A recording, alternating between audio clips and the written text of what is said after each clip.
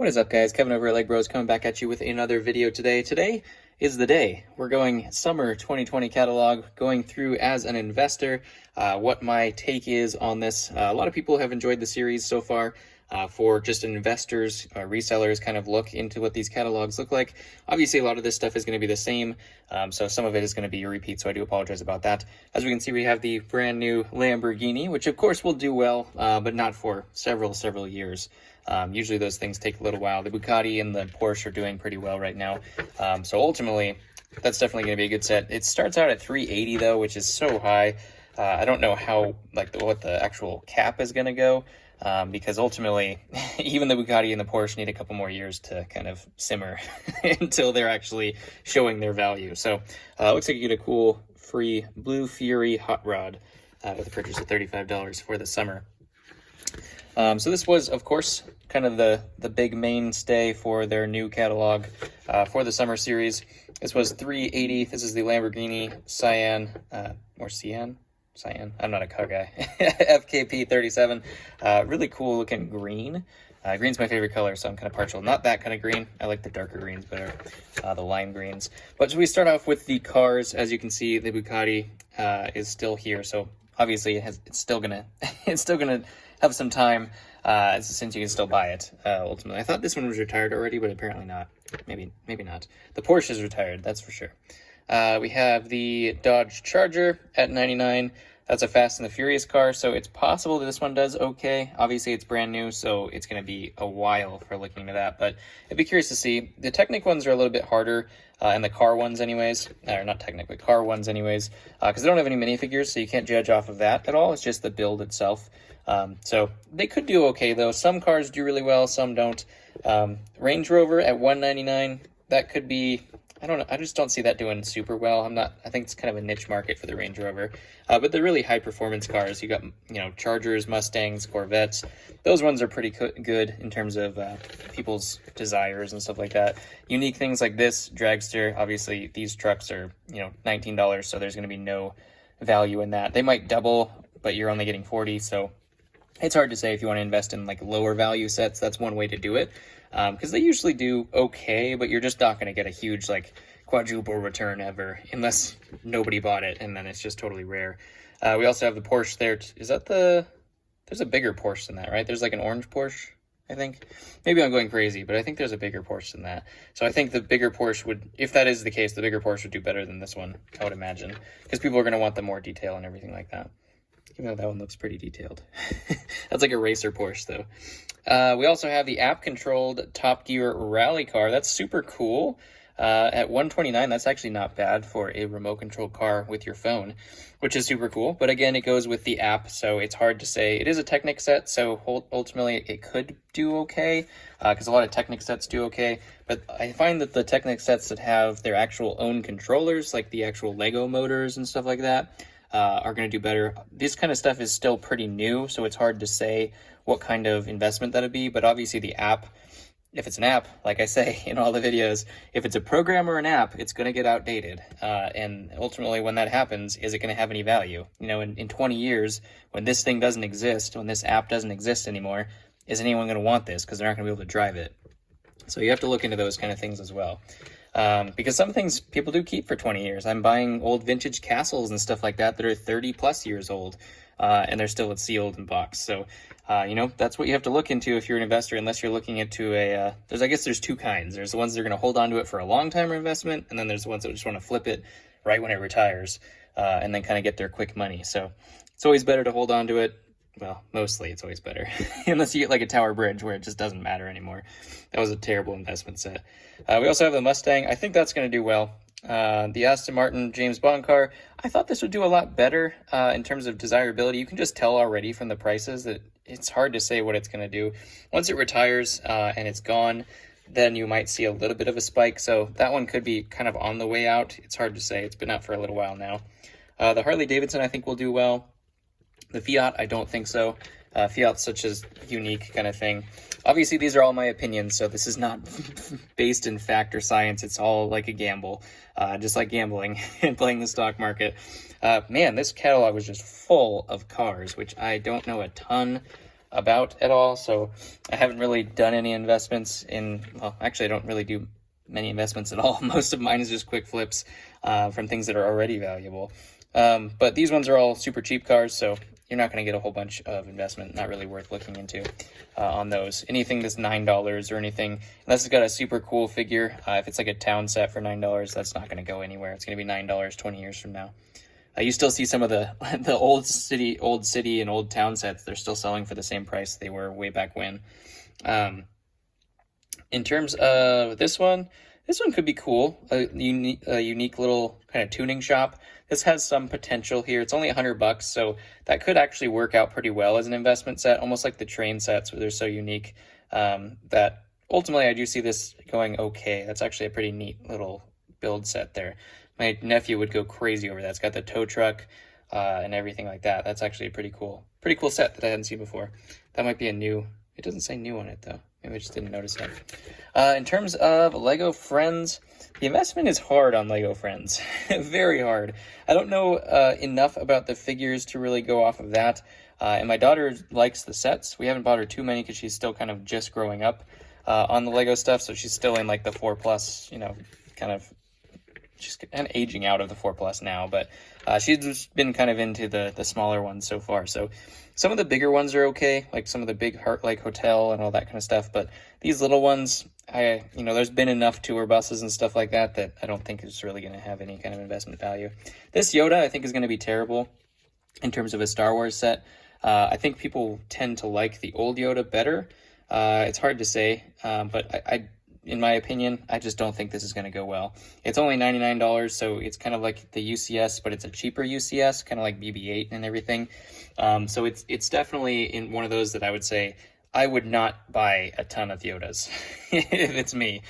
Mandalorian battle packs. Battle packs are always interesting. These have the capability of doing well, depending on the Sith Troopers and stuff like that. Both of these, the Mandalorian and the Sith Trooper. I think Mandalorian will do well, but it's going to be a long time before they do well. It's going to be several years, especially with more Mandalorian movies coming out and stuff like that. I think the Mandos will be hot for a while, or Mandas, I should say. M-A-N-D-A, Manda. I don't know why they call them Mandos, but they should do well. They're very popular still, so they're going to hold their value, if anything. Even though there's a zillion of them in the market, it seems like they're still already holding their value pretty well. So that's kind of neat to see. So those will do all right. And they're not like a battle pack with like 2 Jedi in them. Hint, hint, don't ever buy that set. And we have Obi-Wan's hut. There's been a gazillion of those, so that will not do anything. This TIE Fighter will do okay because of the Knight of Ren that's in there. So we'll see how many of these guys get made in different sets. That's really going to be the determining factor. Because if this Knight of Ren is only in this set specifically, I haven't looked into the newer Knights of Ren or newer figures enough to know how many they're featured in each set. But if he's only in this set, that's one of the potentials that's going to be pretty good. But it is $80. You're going to invest $80 to get the Dorito TIE Fighter. And that's hard to say if you want to do that. I think this one, on the other hand, it's one of those ones just like the other X-Wings where they came out with the blue one and the orange and black one, like the same year, I think. And both of those are actually doing really well now. So I think you just can't go wrong with an X-Wing. And this one actually has a Knight of Ren in it. It's got Janna, it's got Poe Dameron. R2 obviously is just kind of blah, and I think that Poe Dameron's been used before. But these two figures could do really well. So I think this X-Wing is actually going to do really well. I would wait till it's on clearance and pick up a couple of them. But I think it'll do all right. It's got some unique colors, and ultimately X-Wings just are X-Wings. They're ultimately everybody's favorite ship, and that's just how not everybody's, but probably the broad majority of them. Do I need to even talk about a Luke's Landspeeder? I don't think I need to. These are really neat. I love the helmet series. The Stormtrooper was a little bit funky looking, which was unfortunate. I had high hopes for that. Hopefully they get better at those when they're kind of reintroducing more of them. But this is the new wave. I'm sure they'll come out with more waves. I'm sure these did very, very well. So we will continue to see those more and more and more. I think they'll do well. Once they're not available in stores, people are going to want the Boba Fett. People are going to want the original Stormtrooper. So I think these are solid investment sets. You are going to have to sit on them for several years, maybe 5 to 10 years, but I think they'll do well. I think it's actually a pretty good collection. Dio was the most pointless character ever in the history of ever. And that build, I don't think it's going anywhere because nobody even cares about Dio. Imperial Star Destroyer, of course, always great, but do you have $700 to buy a couple of them? I don't think so. But, you know, if you want to sit on that much money, it's always a solid bet to do that. In 10 years, if you want to sell it for $2,000, if that's worth it to you, it will be there, I imagine. The A-Wing is also great. That's the first time we've seen a UCS A-Wing. So ultimately, that is going to be a great set because it is the first and the only. I would say that's a solid investment. Wait till it goes on clearance or is a little bit cheaper. And I would pick up a couple of those and keep them for 5 to 10 years and see what happens. Obviously, if they remake it, then you get hit. But if you hear that rumor coming out, then sell, sell, sell. Because that kills UCS sets. It kills the value. You see it. I mean, they still hold their value, but like you see, like the Millennium Falcon 10179 was selling at one point of 10 grand. That thing was just going up and up and up and up, and then the new one came out, and now it's, you know, $1,500 or something to that effect. Wonder Woman versus Cheetah. I don't see it doing well. It's got some unique figures in it, so that could be all right, but I just don't think enough people care about it. Batmobile is going to be great. Once that one gets reduced in price, I think that will do really well. It's a really sweet-looking set, and I think it'll hold up. The Tumbler has kind of gone down a little bit. It was really hot for a little while. It was selling like $500, and then it kind of went down a little bit. But the Tumbler is still great. The figure set's still great. Looks like this has got a pretty good figure set. I think those are unique. I don't think that Joker's pants might be unique. I'm not 100% sure on that one, but I think they're 3 unique figs, so that's going to be great. The other Tumbler only had 2. Black Widow's helicopter chase, nope, nothing there. Falcon and Black Widow team up, nothing there. That's interesting. Venom, Crawler. Superheroes are very, very difficult. They just really, the sets themselves just really don't do very well.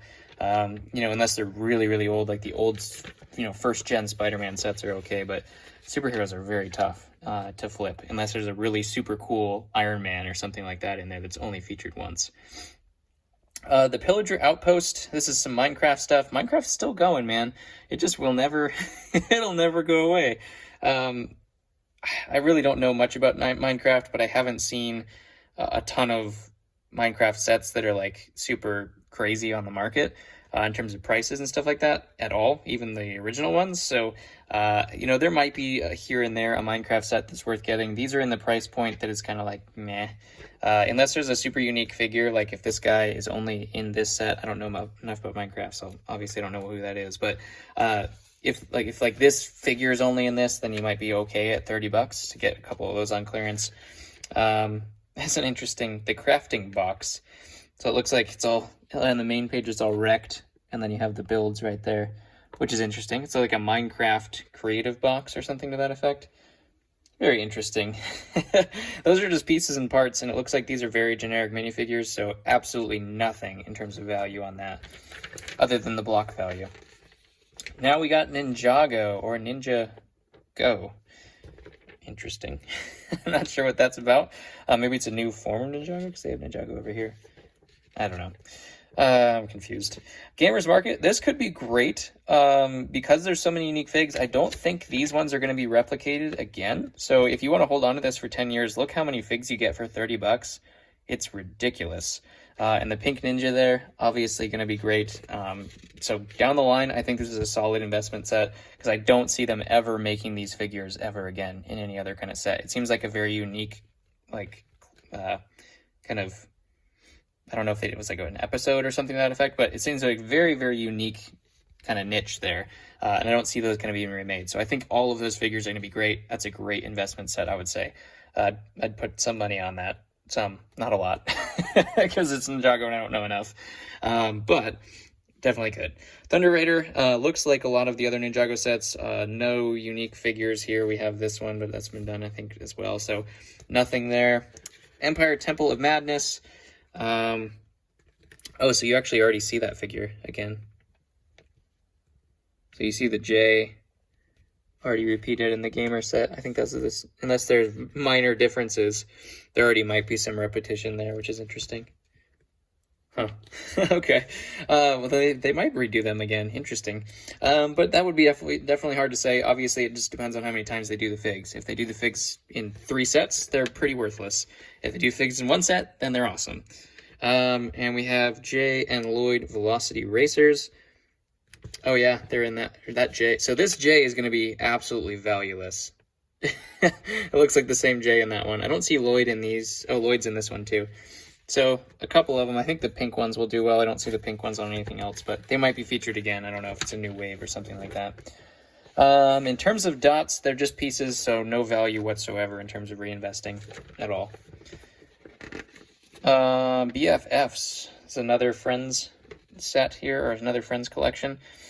Nothing there. That's kind of a unique hair piece, and a couple hair pieces actually, so that one might do all right just because of the hair pieces alone. A little tent. I don't think that'll do anything. Hospital. Yeah, Friends ones are hard, man.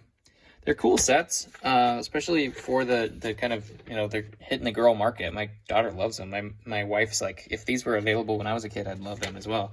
But I just don't see a ton of it. I don't see like a ton of want for old Friends sets. There's some, but not a ton like you get for Star Wars and whatnot, Ninjago.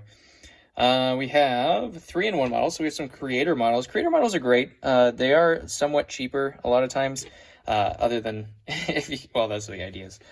So yeah, creator models, they do all right. They never go crazy because they're just a creator model, so they're still fascinating to people, and once you can't get them, that will make the price rise a little bit, but it's not in any case like it would be with a Star Wars set or anything to that effect. There's just not the huge desire for it.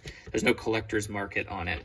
So they'll still do all right. Like any Lego, it's kind of like the any Lego set, where they're not going to lose value. Creator sets will be worth the same or a little bit more than the same for a long time, because they're always cool and they're always unique, and they're not collectors. They're just kind of a Lego set. So creator's always good if you just want to stand. It's almost like the safe stock. It's almost like investing in a low fee index fund or something to that effect, where it's just it's gonna grow, but it's not gonna grow fast. Pirates of the Barracuda Bay, absolutely an investment set right there. Wait for that thing to go down in price, keep it for 10 years, and you will be making tons of money for sure. International Space Station, that one's always tough. The space ones have been done so many times that it's hard to say. This is a really cool build, but it is very niche, so it's hard to say if that one's going to do well. It's $69, so it wouldn't hurt pick up a couple of those once they go in clearance and whatnot. The Minions, I don't see any value in that whatsoever. Most of them are brick built. We have brick heads, which are kind of meh.